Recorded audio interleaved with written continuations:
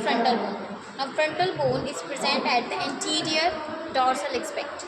So the frontal bone forms the anterior dorsal aspect of the forehead. Okay? This bone forms the forehead, and this frontal bone gives the characteristic shape to the species. Now there we can see this is the supraorbital canal or the supraorbital groove, and this groove present a foramen here. It will be seen in this skeleton here. This is the supraorbital foramen और ये अंदर ऐसे होगा. Okay, so this is the supraorbital foramen. Now here we can see this is the large eminence, this is the rough eminence, and this we call the torus frontalis or frontal eminence. This is present at the junction between the two frontal bones at the dorsal border.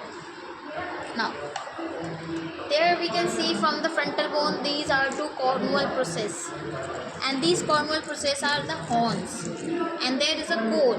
The core of the horn is hollow. Okay?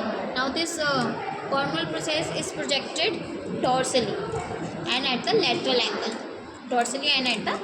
angle. The outer surface of the cornual process, as we can see, is rough.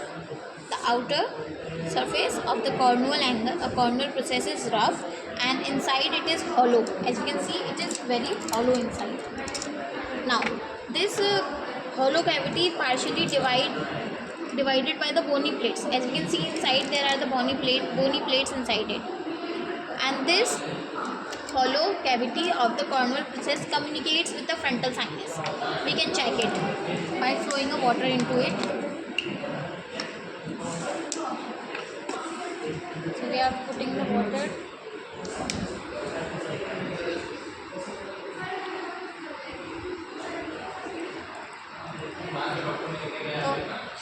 So with this we conclude that this cornual process communicates with the frontal sinuses.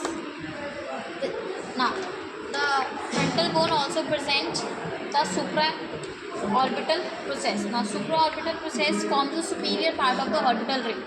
This is the supraorbital process, and this supraorbital process forming the orbital rim will be superior part. This is the orbital rim, and this is the superior part of the orbital rim, which is formed by the supraorbital process. Now this frontal bone dorsally articulates with the parietal bone. Dorsally, frontal bone articulates with the parietal bone.